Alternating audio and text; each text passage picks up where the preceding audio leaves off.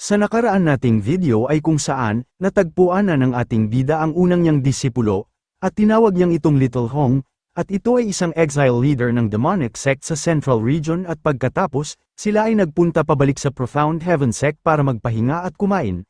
Pero hindi inasahan ng ating bida dahil lamang sa pagkain ito ng inihaw na karne, ito ay nag-breakthrough sa panibagong realm. Habang si Hong Chenny ay nagpapalabas ng enerhiyang apoy sa kanyang katawan, ang ating bida ay sumandal sa kanyang upuan, ipinikit ang mga mata, hinihimas-himas ang kanyang balikat at nakangiti, pagkatapos kumain ng inihaw na karne at nagsabi, "Little Hong, kinain mo na ang karne at umasenso ka pa, halika rito at masahiin mo ang iyong master sa balikat." Narinig ito ni Hong Chenny at lumingon kay Ye Junlin. Puno ng masamang enerhiya ang kanyang mga mata, bagamat kakalabas lang niya sa pag-advance sa divinity, ang pagiging utusan ni Ye Junlin ay nagdulot sa kanya ng matinding galit. Habang iniisip niya ito, lalo siyang nagagalit, tahimik na nag-channel ng kanyang kapangyarihan si Hong Chenny at itinaas ang kanyang kamay patungo sa ating bida. Nang siya ay magsisimula ng puksain si Ye Junlin, biglang may narinig na boses mula sa labas, "Mensahe para kay Master Pikye." Nagulat silang dalawa ni Hong Chenny nang may isang lalaking sumugod mula sa labas, nagmamadali at nagsabi, "Master Pik, hinihingi ng Master ang iyong presensya sa main hall, may mahalagang bagay daw na dapat pag-usapan." Nagulat si Ye Junlin nang marinig ito, isang araw pa lang at buhay na ulit siya. Nang makita ni Hong Chenny na nabigo ang kanyang pagtatangkang patayin si Ye Junlin, galit na galit siya, ngunit, sinubukan pa rin niyang kumbinsihin ang kanyang sarili, na mahina pa rin si Ye Junlin, marami pang pagkakataon na makakagawa ng aksyon sa hinaharap. Nang maramdaman ni Ye Junlin na may masamang mangyayari, agad siyang nagmadali para umalis, sinabihan si Hong Chenny na kapag bumalik siya, dapat ipagpatuloy ni Hong Chenny ang pagmamasahe sa kanyang mga paa. Narinig ito ni Hong Chenny at sumabog sa galit, "Nakakaasar, talaga bang itinuturing mo akong tagapaglingkod? Putek ka, dapat nga noon ko pa siya pinatay." Sa parehong oras, sa bulwagan ng Profound Heaven sect, seryoso at nababahala ang lahat sa kapalaran ng sect. Nang dumating si Ye Junlin, tinawag siya ni Yun Ian at nagwika, "Junior brother, mabutit narito ka na." Nag-aalala si Ye Junlin at nagtanong, "Bakit may malaking formation ang sect? May nangyari ba?" May malalim na ekspresyon si Yun Ian at sumagot, "Ilang taon na ang nakalipas, ang Wei Kingdom, na pinoprotektahan ng Profound Heaven sect, ay nagpadala ng distress signal sa sect. May mga kakaibang pangyayari sa buong bansa, at maraming tao ang namamatay ng sunod-sunod. Ang mga pagkamatay ay napakakakaiba, lahat ng dugo ay naubos sa mga bangkay. At ang fenomeno na ito ay lumalala sa Wei Kingdom, maraming lungsod na may populasyon na milyon-milyon ang naging mga nakakatakot na tagpo ng mga bangkay." Ayon kay Yun Ian, mayroong demonyong bagay na nagdudulot ng kaguluhan, kaya nagpadala siya ng grupo ng mga disipulo para imbestigahan ang sitwasyon, ngunit sila ay nawala ng walang bakas at hindi na bumalik, ang isyu ay hindi pa naresolba, at ngayon ay may panibagong problema. Nitong umaga, iniulat ng Wei Kingdom na kritikal na ang sitwasyon at kumakalat na sa mga karatig na bansa. Kung magpapatuloy ito, maaaring magdulot ng malaking kaguluhan sa Wasteland Province. Narinig ito ni Ye Junlin at napakuno, "Ganun ba kaseryoso? Bakit hindi ito napansin o naaksyonan ng sinuman?" Umiling si Su Chinzo nang may seryosong ekspresyon at nagwika, "Marahil ang lahat ng nakakita nito ay patay na. Kung magpapatuloy ito, baka mawala ng mga tagasunod ang Profound Heaven sect at tuluyang bumagsak." Nagpatuloy si Su Chinzo sa pagsasalita, "Ang mga lupang tiwangay ay matagal ng mga tuyong lupa na walang pakinabang sa mga cultivator, kung saan kahit ang mga baguhan lamang na nascent soul expert ay makakapangyari, paano may makakalusot dito na hindi kayang kontrolin ng ating sekta?"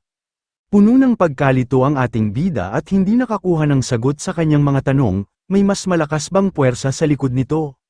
Habang nag-uusap sila, tumunog bigla ang system at nag-anunsyo ng bagong misyon, pumunta sa Wei Kingdom para tugunan ang ugat ng banta.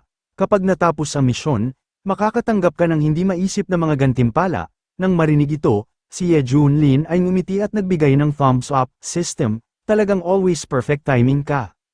Pagkatapos matanggap ng ating bida ang bagong misyon mula sa system, tumalikod si Ye Junlin kay Yun Ian at nagsabi, "Naiintindihan ko ang iyong mga alala. Ayon sa sinabi mo, nagsimula ito sa Wei Kingdom ilang taon na ang nakalipas at ngayon ay pinakamalala na doon, kaya ang ugat ng problema ay naroon, kaya ako mismo ang pupunta doon."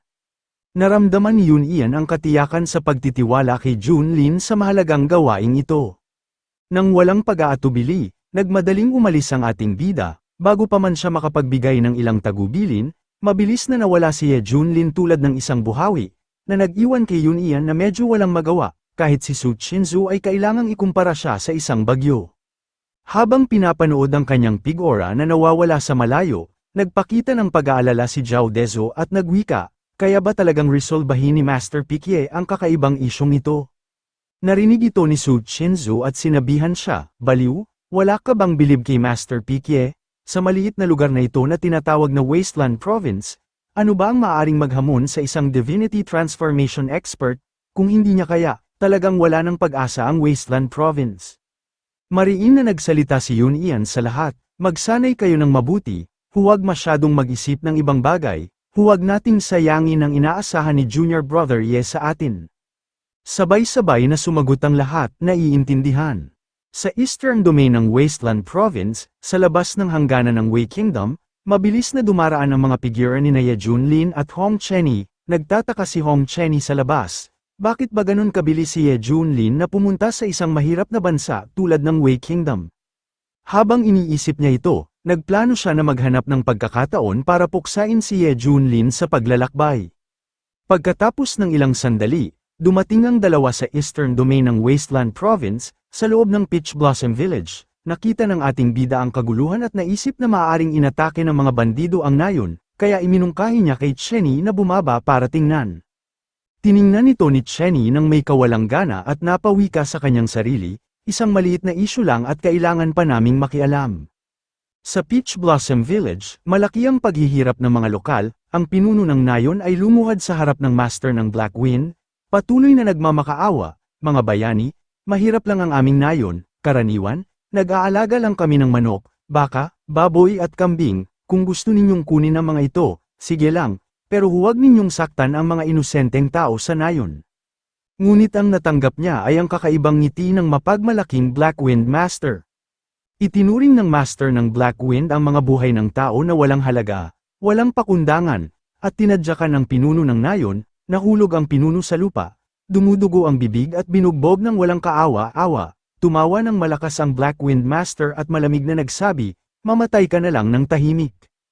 Ang mga tauhan ng Black Wind Camp, bawat isa ay may mga mababangis na mukha, hinugot ang kanilang mga espada at sumugod, isang tauhan ang sumigaw ng malakas, "Umalis kayo, maglalabas na ng divine skill ang Black Wind Master."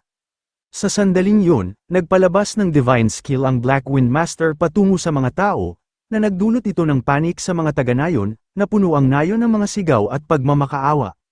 Nakita ito ni Chenny at nagbago ang kanyang ekspresyon at nagwika sa kanyang sarili, "Ano? Ang skill na ito ay halos kapareho ng ginamit ng kaaway ng kami ay kuyugin ng mga major sect sa Holy Land sa Central Region." Tiningnan ng ating bida si Chenny at tahimik na nagtanong, "Alam mo ba ang skill na ito?" Agad na itinanggi ni Chenny at nagkunwaring nagsabi, "Sa tingin ko lang, napakasama ng sect na ito." Nakita ni Ye Junlin ang kanyang ekspresyon at nagtaas ng kilay, "Ano ba ang problema mo bakla?" Ngunit sa loob-loob ni Chenny, nag-aalala rin siya, kung ito nga ay isang kaaway, baka hindi madali ang pagbabalik mula sa biyaheng ito. Sa sandaling yun, ang mga tao ay nawalan ng lakas, nagugulo ang kanilang mga kaluluwa, at sumisigaw sa sakit. Hindi na makapaghintay pa, mabilis na umaksyon si Ye Junlin, inilagay niya ang kanyang kamay sa balikat ng Black Wind Master at sinabihan siyang tumigil. Galit na galit ang Black Wind Master nang maabala, lumingon at sumigaw, "Puta, sino ka? Gusto mo bang mamatay?" Walang imik ang ating bida, dahan-daang pinisil ang braso ng Black Wind Master, at biglang sumabog ito, natakot ang Camp Lord, bumagsak, at sumigaw sa sakit nang makita niyang nawala ang kanyang braso. Mahinahon na nagsalita si Ye Junlin at nagwika, "Huwag kang mag-alala, maaari tayong mag-usap ng maayos." Natakot ang mga tauhan ng Black Wind Master at nanginginig sa takot, Camp Lord." Nang makita ng Black Wind Master na isa siyang Divine Transformation Realm Cultivator, agad siyang nagmakaawa para sa kanyang buhay. Pagkatapos magtanong tungkol sa kanyang background, nalaman ni Ye Junlin na dating gwardya siya sa palasyo ng Wei Kingdom, ngunit dahil nakita niya ang isang bagay na hindi dapat niya makita, siya ay sinintensyahan ng kamatayan ng prinsipe, dahil ayaw niyang mamatay ng walang katarungan, kaya desperado siyang tumakas mula sa palasyo at nagpakalayo-layo. Malamig na nagtanong si Ye Junlin, ano ang sinasabi mong hindi dapat makita, at paano mo natutunan ang evil skill na ito? Sa puntong ito, sinabi niya ang lahat. Habang nasa palasyo, madalas kong makita ang prinsipe na pumapasok at lumalabas sa rear mountain ng misteryoso, ngunit hindi ko ito binubusisi. Tungkol naman sa evil skill, itinuro ito sa akin ng isang misteryosong organisasyon habang tumatakas ako, ngunit hindi ko alam ang kanilang pinagmulan. Narinig ito ni Ye Junlin at nagtaka, talaga bang itinuro nila sa iyo ang evil skill nang walang dahilan o wala man lang kapalit? Bulong na tumugon ng Black Wind Master na pawis ang mukha, ang tanging hiling nila ay gamitin ko ang teknikong ito para sipsipin ang esensya at dugo ng iba upang palakasin ang aking cultivation, yun lang, para sa sarili kong kaligtasan, palagi akong sumunod sa utos nila, wala na akong ibang alam. Pagkatapos marinig ito, napaisip ang ating bida habang nakatingin kay Chenny at nagwika, mukhang may malaking organisasyon sa likod nito, at ang kanilang mga aksyon ay may kinalaman sa mga supernatural na pangyayari. Habang si Chenny sa tabi ay napaisip, hinihimas ang kanyang baba ng malalim, ang paraan ng pagpapakalat na ito ay halos kapareho ng ginawa ng taong yun, buhay pa kaya siya, pero bakit siya magpapakita sa Wasteland Province? At sa sandaling yun, nagsalita si Ye Junlin at nagtanong, Little Hong, ano sa palagay mo? Si Chenny ay umiling at nagkunwaring hindi alam, ngunit sa kanyang puso, iniisip niya, kung ang supernatural na pangyayaring ito ay talagang dulot niya, hindi kayang harapin ni ito Ye Junlin, na nasa Divine Transformation Realm lang, ang problemang ito, ang Wei Palace ang huling destinasyon ni Ye Junlin. Itinaas ng ating bida ang kanyang kamay at inilagay ito sa noo ng Black Wind Master, hayaan mong makita ko kung ano talaga ang itinatago mo. Nang mahawakan niya ang noo, naramdaman ng Camp Lord ang matinding sakit sa kanyang subconscious, nakakuha si Ye Junlin ng glimpse ng memorya nito. Sa harap niya ay isang grupo ng mga misteryosong tao na nakapulang itim na balabal, at isa sa kanila ang nagtuturo ng skill sa Black Wind Master. Nang matapos ang memorya, biglang tumigil sa paghinga ang Black Wind Master, bumula ang bibig, at bumagsak sa lupa. Sa pamamagitan ng memorya, nakita ni Ye Junlin ang mahalagang impormasyon, kaya mabilis niyang sinabi kay Chenny, tara na, pumunta tayo sa Wei Kingdom Palace. Malamig ang tingin ni Chenny at magaan na pinisil ang kanyang mga daliri. Sa isang iglap, ang grupo ng mga tauhan ng Black Wind Master ay agad nilamon ng apoy, sumisigaw sa sakit. Ang tagpong ito ay nag-iwan sa mga tao ng nayon na nakatitig ng walang imik. Nakita ang pagkamangha ng lahat, nagtanong si Chenny, Master, may nagawa ba akong mali, hindi ba karapat-dapat mamatay ang mga bandidong ito? Pagkatapos harapin ang mga maliliit na issue, gamaan ng kaunti ang puso ni Chenny, matagal akong nagtiis, sa wakas nakapatay din ako para maibsan ang aking galit. Nagbigay ng thumbs up ang ating bida at tumango ng paulit-ulit bilang papuri, magaling-magaling ka bakla. Habang ang mga taga-nayon ay sumigaw, ang diwata ay nagbabantay sa mga tao, kumikilos alinsunod sa langit, ang Peach Blossom Village ay magpakailanman magpapasalamat sa dalawang banal na nilalang. Paglipat sa silangang palasyo ng Wei Kingdom Royal Palace, ang emperador ay nakaupo sa trono, ang kanyang ekspresyon ay malungkot at nakayuko at nagsabi, sa nakaraang mga taon, ang populasyon ng Wei ay bumaba ng 30%, kung magpapatuloy ito, ang aking kaharian ay malulugmok ng sakunang ito, nais kong malaman, kaya kaya ng mga immortal ng Profound Heaven Sect na iligtas ang ating Wei ngayon. Ang mga ministro sa ibaba ay may napakakomplikadong ekspresyon, sa sandaling iyon, ang tunog ng isang bata ay dumagandong sa bulwagan habang tumatawag sa kanyang ama mula sa labas, isang maliit na prinsesa ang tumakbo papasok sa bulwagan, excited na nag-uulat, Ama, nakakita ako ng dalawang immortal na lumilipad patungo sa atin mula sa labas. Pagkarinig nito ng Emperador Wei, agad siyang tumayo ng masaya. Ano, ito ay tiyak ang immortal na Profound Heaven Sect, mahal kong mga ministro, bilis, sundan ninyo ako, para salubungin sila sa labas. Si Ye Junlin at Chenny ay nagpakita ng kahangahangang anyo, ang kanilang buhok ay umawasiwas sa hangin. Nang makita ang nagulat na ekspresyon ng lahat, ngumiti ang ating bida at sinabi, Little Hong, ang pagpili ng master na magpakita ng ganito ay talagang kahanga-hanga, hindi ba? Bumaluktot ang mga braso ni Chenny, nagbibiro, ang master ay matalino, ramdam ko rin yun. Pagkatapos magsalita, nasiyahan si Chenny sa sarili at ninisikan ang ngipin, siya ay sentimental, alam yon ng lahat, Tingnan natin kung paano ka magpaplano pagkatapos malaman ang tungkol sa kalamidad. Sa oras na yun, huwag mo akong pakiusapan na iligtas ka.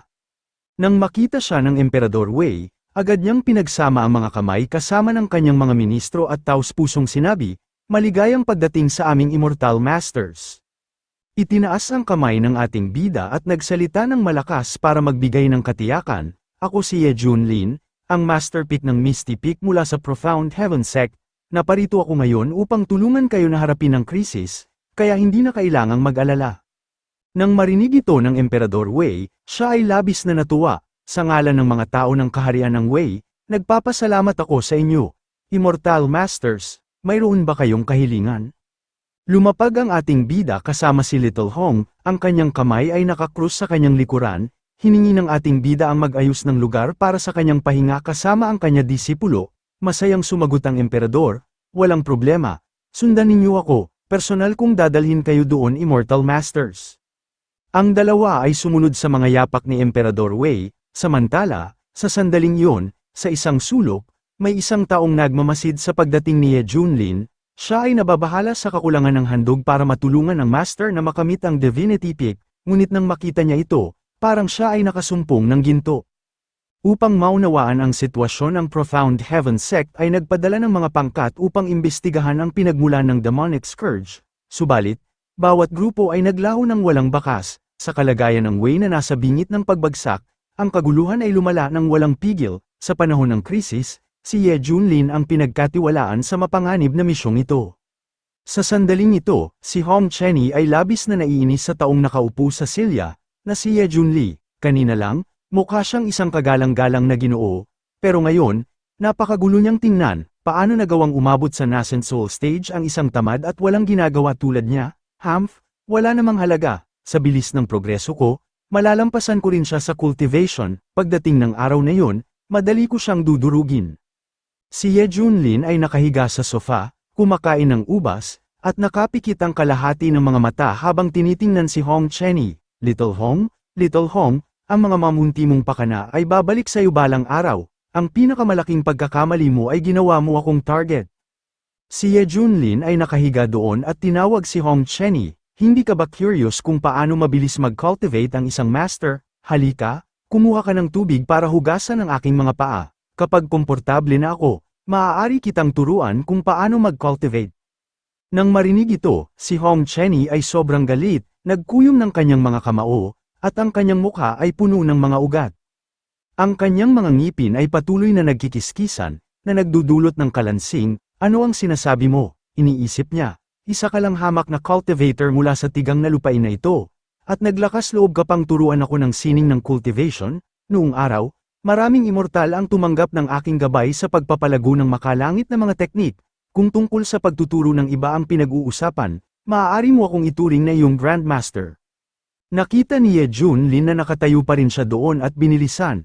"Ano pa ang ginagawa mo dyan? Hindi ka na ba gustong umunlad? Bata ka pa, gusto mo na bang mag-retire ng maaga?" Lumingon si Hong Chenny, ang kanyang mukha ay nagdilim, nadama niya ang agarang pagnanais na maghimagsik.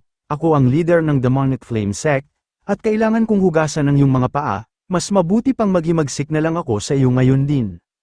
Bigla, sa sandaling iyon, may boses mula sa labas na nagsabi, "Ipinapalam sa dalawang maginoong Immortal Masters, ang Wei Kingdom ay nakaranas ng isa pang kakaibang pangyayari. Mayroon akong dapat iulat." Nawala sa sarili si Hong Chenny at tumingin sa labas ng pinto. Si Ye Junlin ay umupo ng tuwid at kumurap. "Sino yun?" Sumagot si Zhao Heng, "Ako ang panganay na prinsipe ng Wei Kingdom." Si Zhao Heng, "Ang bagay na ito ay may kinalaman sa kaligtasan ng Wei Kingdom. Umaasa ako na bibigyan ninyo ako ng pagkakataon na makausap kayo mga immortals." Iwinagayway ng ating bida ang kanyang kamay upang buksan ang pinto at sinabi kay Zhao Heng, "Halika, ano ba ang napaka-urgent?" Pumasok si Zhao Heng, ang kanyang mukha ay mas lalong naging tense, tiningnan niya ang gate ng bida mula ulo hanggang paa. Tahimik na nag-evaluate, siya ba talaga ang may balak puksain ang mga bandidong yun? Mukhang hindi naman siya kagaya ng sinasabi niya, ganito ba talaga? Agad, lumuhad si Zhao Heng sa harap ng ating bida at nagsalita, "Kagalang-galang na mga immortal. May isang lihim na hindi ko magawang isiwalat sa aking ama. Hinala ko na ang demonic scourge sa Wei ay maaaring nagmumula sa likurang bundok ng Royal Palace. Ilang gabi na ang nakalipas, nakita ko ang mga itim na paniking demonyo na palihim na pumapasok sa isang kuweba doon. Kamakailan, ang mga utusan at yunuko ng palasyo ay madalas na nawawala ng walang bakas. Tiyak ako na magkakaugnay ang mga ito, ang inyong katanyagan ay higit pa sa inyong pangalan, Immortal, sa pagkakakilala ko sa inyong hindi matatawarang kapangyarihan. Tanging kayo lamang ang makakaligtas sa mga tao ng Wei. Pakiusap, lipulin ninyo ang mga paniking demonyo sa likurang bundok. Hinawakan ni Ye Junlin ang kanyang baba, nag-iisip, ang aking divine consciousness ay hindi nakakita ng anumang kakaiba sa likurang bundok. Paano ito nagsisinungaling ng hayagan? Iniisip ba nila na tanga ang iba? O baka mayroon silang suporta na may sapat na mga trick upang harapin ako? Sa pag-iisip na ito, sinabi rin ni Ye Junlin, sige, dalhin mo ako sa kuwebang yun upang makita natin at maimbestigahan. Naisip ni Ye Junlin, tingnan natin kung anong mga panlilinlang ang itinatago mo. Nagalak si Zhao Heng at agad na lumabas, iniharap niya ang kanyang kamay nang may paggalang para sundan si Ye Junlin at nagwika, salamat, kagalang-galang na Immortal, sundan ninyo ako, sa inyong tulong, tiyak na mawawala ang sumpa ng Wei Kingdom. Habang pinapanood ni Hong Chenny na umalis si Ye Junlin kasama si Zhao Hang, sinabi rin niya, sige na, sa susunod na lang kita pagtutuusan. Sa madilim na koridor, ang tatlo ay papunta sa kuweba, biglang lumabas ang maliit na prinsesa at hindi inaasahang nakita sila. Iniisip niya, iyon ang aking kapatid, ang kanyang pang-araw-araw na pag-uugali ay masama, maraming beses na siyang binigyan ng babala ng emperador. Ngunit ayaw pa rin niyang magbago, at ngayon, naglakas loob pa siyang makipagkita ng palihim sa dalawang immortal mula sa Profound Heaven Sect, dapat kong agad na iulat ito sa aking ama. Pagdating sa likurang bundok, si Zhao Hang ang nanguna, pagkatapos ng ilang sandali, nagsalita si Ye Junlin, panganay na prinsipe, parang hindi ito ang tahanan ng mga paniki. Narinig ito ni Zhao Hang at tumigil, narating na natin ang destinasyon. Tumawa ang ating bida na may hindi mabasang ekspresyon, sa wakas, narating na natin, ngayon, kailangan kong makita kung ano ang itinatago mo. Sa sandaling yon, ibinunyag ni Zhao Hang ang kanyang tunay na pagkatao, lumingon, at tumawa ng malakas. Sa simula, hindi ko inakalang madadaya kita, ngunit hindi ko inasahan na susundan mo ako ng kusang loob. Sa huli, masyado kang kumpiyansa sa iyong sariling kakayahan, ngunit hindi mo ba alam na palaging may mas malalakas na nilalang sa mundo? Dinurog niya ang piraso ng jade sa kanyang kamay at malakas na sinabi, akala mo ba dahil masterpick ka ng Shinun Sect, maaari mo nang ituring ang sarili mo bilang isang immortal, Ye Junlin, ngayon, ang lugar na ito ang magiging libingan mo. Lalong nagtwist ang kanyang mukha habang tumitingala sa mga kumikislap na anino sa itaas at sumigaw, mga elder, mangyaring kumilos. Agad na inactivate ng mga elder ang five-fold binding formation, lumipad sa itaas ang elder ng Blood Nether Sect Nascent Soul late stage at sumigaw, Master Ye ng Profound Heaven Sect, naging sikat ka kamakailan, isang simpleng pickmaster na nakapatay ng isang Nascent Soul stage na Demon King, kahanga-hanga. Tumawa ang lalaki sa likuran, haha, sayang lang na sa five-fold binding formation na ito, kahit ang mga nasa Divine Transformation Realm ay mahihirapang makatakas. Nakatayo si Zhao Heng sa ibaba, nakangiti at nagwika, mga ginang at ginoo, mangyaring kumilos ng mabilis, tandaan, huwag masyadong mabigat ang kamay, mas mabuti na iwanan siya para magamit ng master, para sa babaeng nakapula, pakiusap, alisin ang kanyang cultivation. Nagsalita siya ng kalahati at kinain ang kanyang mga labi, na nagpapakita ng kanyang pagnanasa at kasakiman, gusto ng prinsipe na ito na unti-unting tamasahin siya. Nang marinig ito, sumiklab si Hong Chenny ng masamang enerhiya, lumingon, at galit na tumingin sa kanya, ano ang sinabi mo?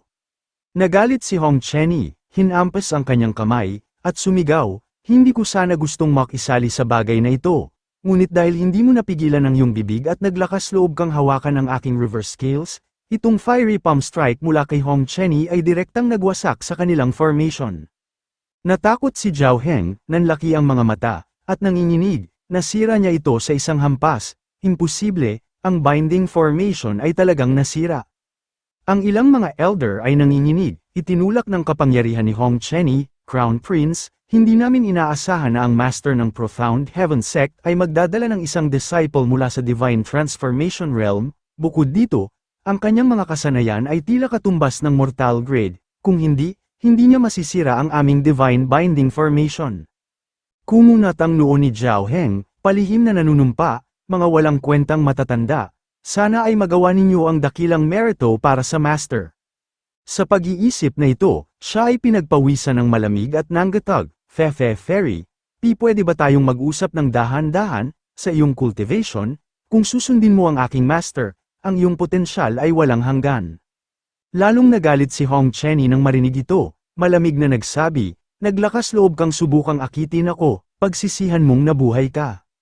Naglabas si Hong Chenny ng isang bugso ng malakas na apoy patungo sa kanya, nilamon ng apoy si Zhao Heng, at siya ay naghirap sa loob, sumisigaw ng malakas. Samantala ang ating bida, na nakapikit, nagbuntong hininga at nagwika, kawawa naman, talagang alam mo kung saan ka dapat kumagat. Naging seryoso si Ye Junlin, tumingin kay Hong Chenny, at nagsabi, tama na, huwag mo siyang patayin, mayroon pa akong mga tanong para sa kanya. Narinig ito, at pinitik ni Hong Chenny ang kanyang kamay, at ang apoy sa katawan ni Zhao Heng ay naglaho. Tumayo si Ye Junlin na nakatigin sa ibaba, at tinanong siya ng malamig, nasaan ang iyong master, may kakayahan ba siyang pasukuin ang isang taong nasa divine transformation realm? Tapat na inamin ni Zhao Heng, ang aking master ay dating upper immortal ng central domain. Higit sa antas ng mga divine transformation stage cultivator, mabuti pa'y sumuko ka na ngayon. Kapag dumating ang aking master, kahit ang kamatayan ay magiging isang luho na hindi mo kayang abutin. Ngumiti ang ating bida ng may paghamak, sumuko, nakakatawa, hayaan mong makita ko kung gaano katagal makakapagtago ang iyong master, at ngayon, papatayin ko ang isa sa inyo. Pagkatapos sabihin ito, ipinadala ni Ye Junlin ang isa sa kanila sa langit at binilang, isa. Natakot ang mga elder ng Blood Nether sect at napagtanto, bakit siya rin ay nasa Divine Transformation Realm, paano may dalawang Divine Transformation Realm sa Wasteland Province? Pagkatapos niyang magsalita, ipinadala ni Ye Junlin ang isa pa sa kanila upang makita ang mga manok ni San Pedro sa langit at binilang, 2, 3, 4, 5, pagkatapos magbilang ng 5. Itinuro ni Ye Junlin si Zhao Heng at sinabi, ikaw na lang ang natitira. Sa sandaling yon, natakot si Zhao Heng at nagsabi, maghintay ka sandali. Ngunit pagkatapos ng ilang sandali, ang tanging narinig nila ay ang desperadong sigaw ni Zhao Heng, Master, tulungan mo ako. Bigla, isang malakas na pagsabog ang naganap sa loob ng kagubatan. Samantala, sa di kalayuan, ang emperador kasama ang maliit na prinsesa at mga sundalo, ay nakasakay sa kabayo, nagmamadali patungo sa kuweba, nang makita ang pagsabog, itinuro ng maliit na prinsesa at nagtanong, Ama, ano yun? Ang liwanag ng dugo ay napakakatakot. Nagmamadaling hinimok ng emperador, bilisan natin at tingnan, sana ay ligtas ang immortal. Tumayo si Hong Chenny doon, nag-iisip habang nakikiramdam, ang aura na ito ay talagang pamilyar, tiyak na siya yun, pero kahit kaya niyang supilin si Ye Junlin, ang muling pagharap sa kanya, patuloy akong nababagabag, samantala, si Zhao Heng, na bogbog at sugatan, ay naramdaman ng enerhiya at tumawa ng malakas, dumating na ang master, ang oras ng iyong kamatayan ay dumating na.